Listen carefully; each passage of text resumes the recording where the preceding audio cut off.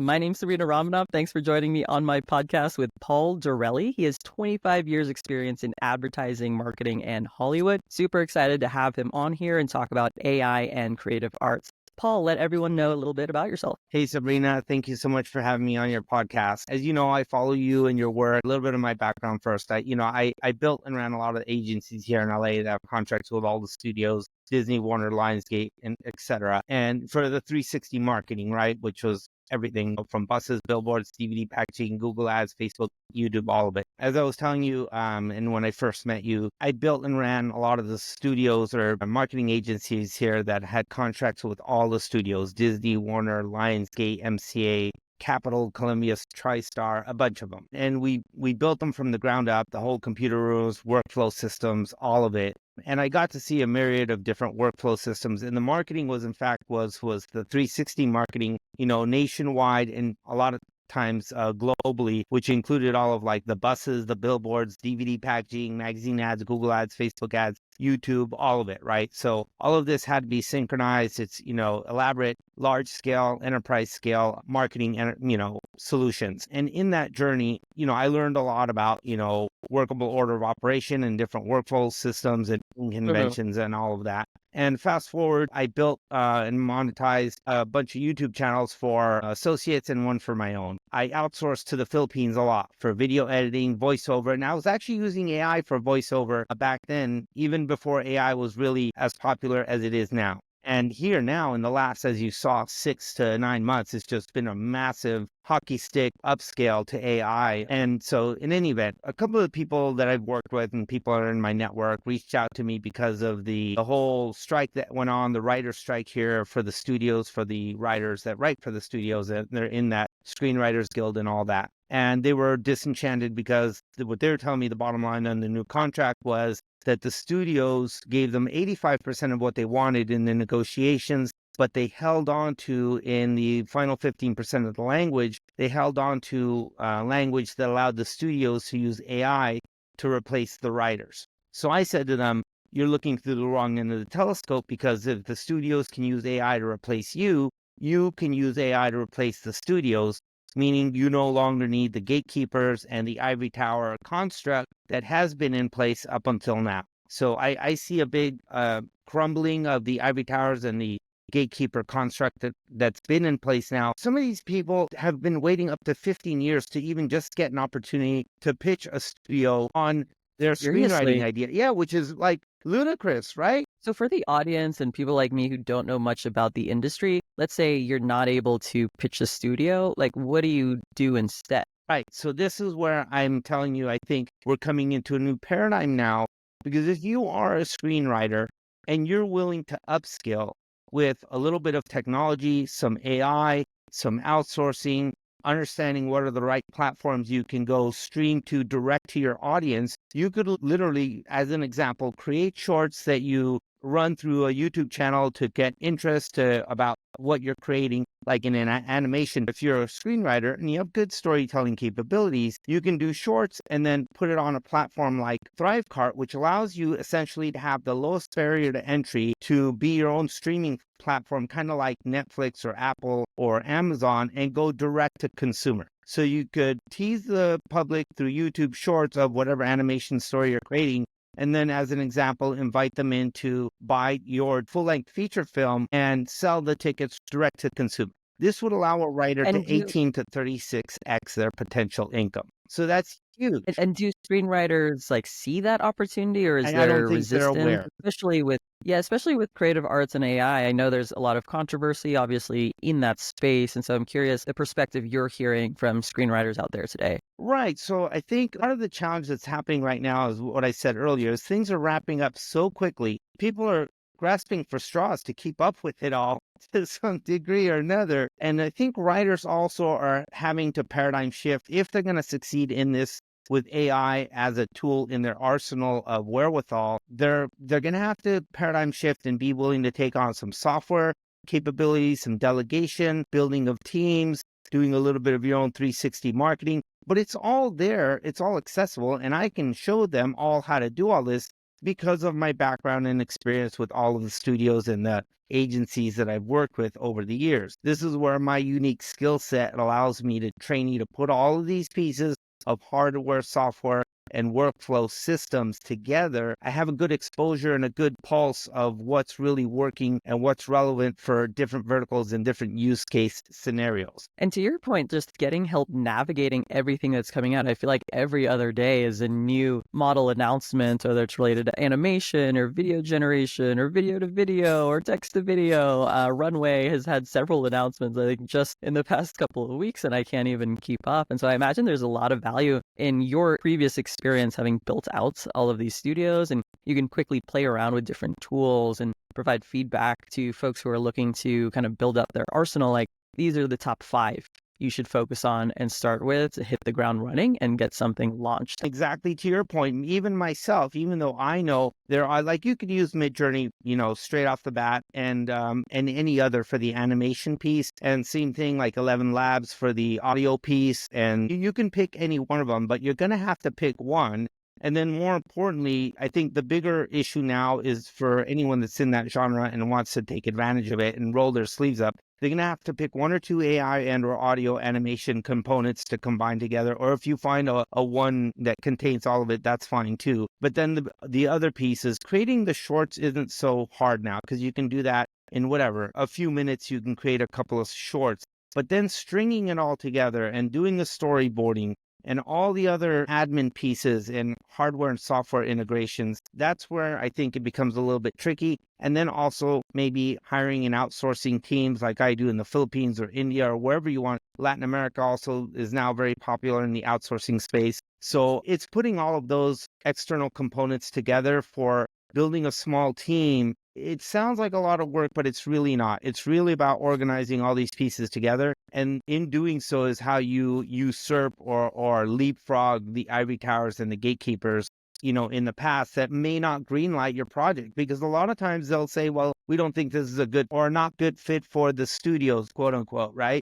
With AI and animation now, you can just put a couple of few test samples out there on your YouTube channel and see what kind of feedback loop you get, response, let the wisdom of the crowd decide whether your story and your storytelling is of interest, and then build on that, right? You're taking all of the experience from 25 years building out studios for all of the major Hollywood players, and now you're saying an individual screenwriter can build their own studio, leveraging AI and intelligent outsourcing and delegation. Yeah, this is kind of like when people had to switch from the industrial age to the information age, right? There's a huge emotional and mental retooling that has to be done. Not everyone may be willing or able to make that shift, right? So that's the same thing I'm saying is happening now with AI. And then I think it's compounded by the people that are already technologically challenged.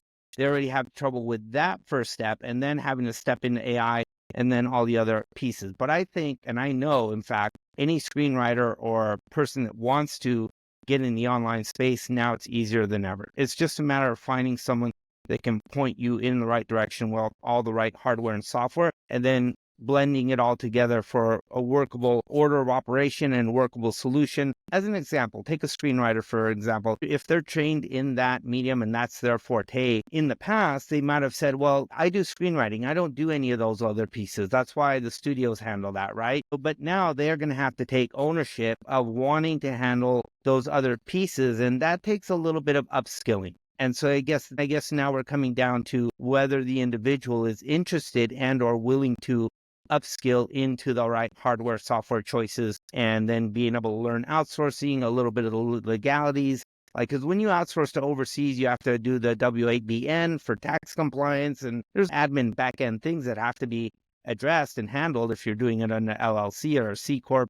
The business aspect, it can be done and it will be done. Start small, start cheap, move very quickly. Once you validate the idea, then it's your choice how to expand it. A screenwriter could assemble a small team, get a little bit of venture capital, get a lot more efficient with a small team. Using the sprint methodology from Google and lean startup methodology, and applying that with the right tools and resources, and being able to organize your naming conventions. I run things numeric alpha. And I'll just give a quick example of this. In your folder structures, when you run January through December, if you were to name your folder structures just January through December, they won't fall chronologically in order. So you've got to syntax hack it, which is go 01 January, 02 February, 03 March, all the way through 12 through December. Now you have a folder structure for your whole calendar timeline that follows your calendar timeline. And then you do this the same on your Google Drive and your Asana workflow structure. Because when I monetized the YouTube channels that I did, and all the freelancers that I hired, they freelance for other people's YouTube channels. And Flexible. they were all telling me when I did my 3 YouTube channels, they said, Paul, nobody has their workflow system as organized as you do. And I said, yeah, I know. And then that's when I had the light bulb moment that I was like, yeah, I should really provide this as a training. One of the ideas people have asked me about is there an AI that can just organize all the files on my computer? Really? You know, especially photos, for example. You have like a billion Totally. photos, like being able to organize them, categorize them, all the videos we have flying around and people sharing stuff with each other and your, iPhone album groups and whatever. And so it's a real pain point because I think most people don't necessarily think like that. Or they just get used to just letting the pile get bigger and bigger. And you say, one day I'll go back and organize Totally. it. No, you nailed it. That's exactly it. Even with your own personal folders and you have some small clients that you're handling along with big clients and how do you manage and control that in a future tense, past tense and present tense? And that's what doing things in a numeric alpha naming convention allows you to do. It's a big thing. It's like Marie Kondo meets organization on your desktop, really. That's the I best love way I that. could explain it. Someone should just make like a desktop app or something. It's just a button, like a Marie Kondo button, and it just organizes everything.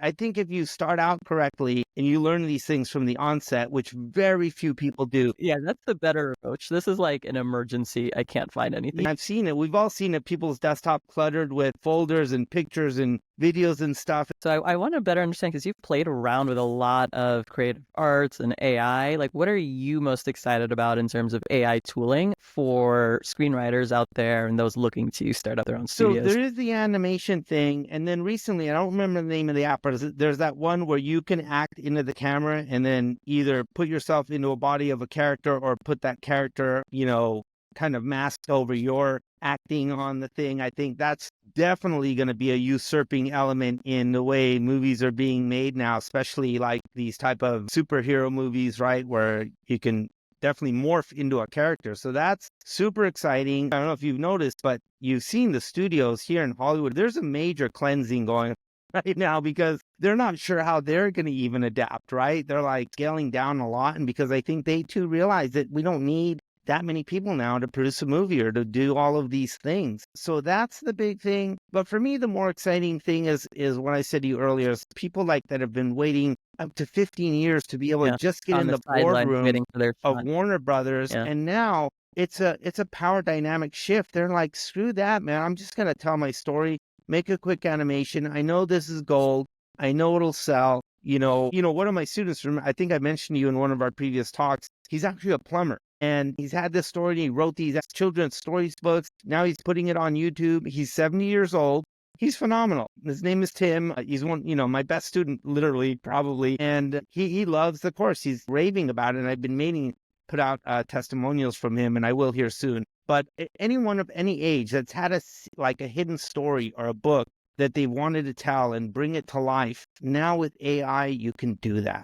You literally can do that. And you don't have to wait for a studio to greenlight you, to approve you, the gatekeepers that may or may not have an accurate opinion of what is a viable story or product to be sold out there. As an example, too, Frozen, I think, was like one of Disney's last runaway big hits. It was like a $14 billion thing. Anything like that you can generate by yourself that's a full-length feature, create the shorts on YouTube, and then you can host it, your live streaming, and do one-to-one person sales through Thrivecart, host it on their Learn platform, and host all your videos on BunnyNet for a fraction of the cost. And you literally got your whole Amazon, Netflix, Apple TV streaming in a box. So for screenwriters that you've spoken with, like, what is the resistance against this idea? That's a great question. And I think I'm feeling, they're not saying it. It's kind of like the blue elephant in the room. But I think the resistance and the hesitation is grappling with technology and software that they think or feel might be overwhelming. And I'm saying it's not. It's like everything else. Like the more you do it, the more acclimated you get, the more you familiar are. It's that whole process of, you mentioned it, like even when you're doing TikTok shorts and all that, it's a muscle memory, right? You develop it as you go. You have a build, measure, learn feedback loop, and you course correct, and then your muscle memory in whatever software, hardware you're learning or projects that you're learning, it exponentially grows faster the more you do it. Right. Case in point, my one student, Tim, that I was mentioning earlier, who's a lot older, just by getting in and doing MidJourney more and more. And then the software, the AI software is also self-perpetuating learning on what you're doing. And then it gets better at generating closer to what you're asking it to do just by more prompting and more cycling through the request, the prompting, the feedback loop that you're creating in the journey, right? And for those of us who don't have any traditional screenwriting experience or any kind of Hollywood type of experience, where do you recommend we get started? If we're interested in launching a faceless channel and sharing certain stories, what are the 3 tools, that we should learn first just to get our feet in the water? As you said, just build up that muscle memory slowly, start producing content, getting it out there. So I'll say MidJourney real quick for an AI software just to get started, because I think they're the most popular right now, and they're retooling and upskilling their software really fast. There's also anyone who's had a hidden story that they want to bring to public and they don't know how to do any of this. There's the #1 book to get this, which is called Save the Cat, ironically enough. And it's known in Hollywood as the go-to screenwriting book, a really entertaining read, and it gives you all of the hero story journey, hero story arc that you have to create in a screenwriting scenario. So anyone that's not a screenwriter, with the adaptation of the learning of that book, could easily jump into that process. And then it's just a matter of going to my website, shameless post here, and signing up for my course. And I've actually tiered the pricing structure for the first 100 people. Right now it's only $197 for people to join, and you'll be able to get your organizational folder structure, your outsourcing, and your AI that you need. Another big thing, actually, in the backdrop of all of this, Disney has been in a major cataclysmic decline. They've made some mistakes with their storytelling and a little bit, I'll say, agenda-laden films that weren't received too well at the box office.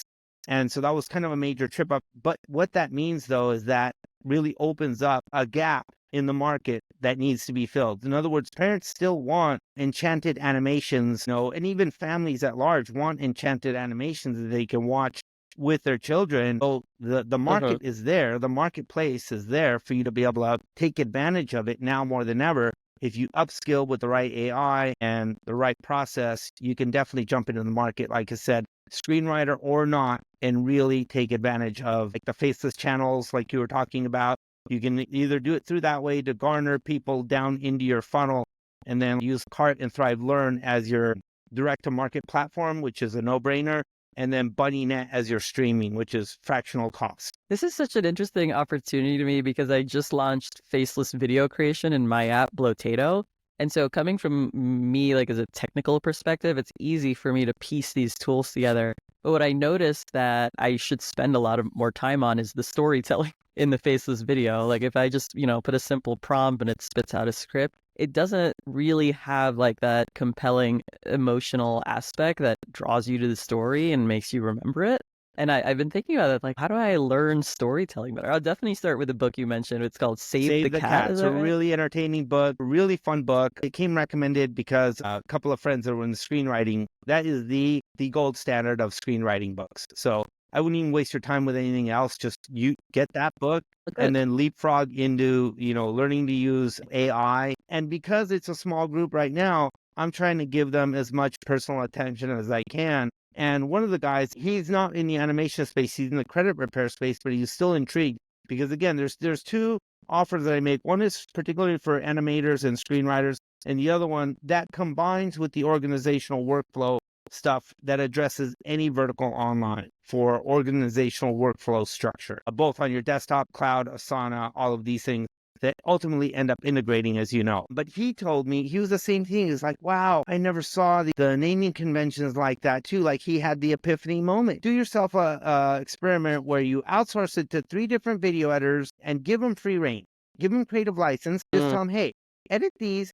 Let me see what you got. Put this together in the best way you think. And then give them an exercise of, hey, I like what you did here. Try these couple of ABC revisions and send it back to me. And then now you're developing a rapport with them, and they're getting a feel for what you like, what your standards are. You'd be surprised how I accurate like they that. get it. And then you're like, man, he got it 80% of there. If he could just do this other 20. And that's the other piece why I say the outsourcing is so important, because on the AI, you can generate shorts here and there and do small clips to stitch that together into a 30, 60, 90-minute full-length feature. And depending on your time constraints, because a lot of people are trying to juggle their 9 to 5 and then get something launched Yeah. online. This is another metaphor I tell people. It's like trying to transition from a worker bee to a queen bee. Like in Mother Nature, you can't do that, but in human nature, you can. You just have to unlearn certain skill sets, which is unlearning trying to be the one person that does everything, and slowly integrating, outsourcing, and delegating. I'm really aiming to help the person that's on a shoestring budget. And if you have more budget, then you can just ramp up faster. So just to wrap things up, Paul, how can listeners find out more about you and your course? Yeah, so my website is digitalkahuna.com. If you go to /source courses, you'll find the 2 courses that I have there. I'm willing to do a one-on-one Zoom for anyone that wants to talk to me about it and is curious. I offer that. There's no pressure. I ran into enough screenwriters that have come at me with this. And when I say it to them, when I describe all of what we talked about here, you can see they're having the light bulb moment, like, yeah, I don't have to now wait for permission or approvals. It's just a matter, I think, of willing to roll up your sleeves and do a little bit of upskill and relearning of things and unlearning old paradigms. A lot of times unlearning coincides with relearning, right? So yeah, digitalkahuna.com, and you'll see my link tree and everything's available from there. Awesome. Thanks so much for joining my podcast, Thanks, Paul. Sabrina, for having me. It's a pleasure as always. Thank you so much.